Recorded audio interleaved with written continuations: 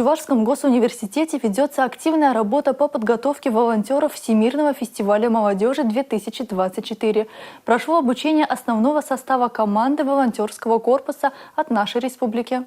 Участниками программы обучения стали волонтеры оргкомитета, обучающиеся вузов и СУЗов, серебряные волонтеры Всемирного фестиваля молодежи 2017 года. Лучшие практики, которые представлены в нашей республике, конечно же, это рассказать самой молодежи, чтобы она могла пригласить всех участников Всемирного фестиваля молодежи, а это более 180 стран со всего мира, конечно, все субъекты Российской Федерации, посетить нашу республику. Общее обучение завершится к 1 февраля, а проведут его тренеры из числа прошедших специальную подготовку сотрудников и студентов ЧУВГУ. В рамках обучения кандидаты получат базовые знания о волонтерстве.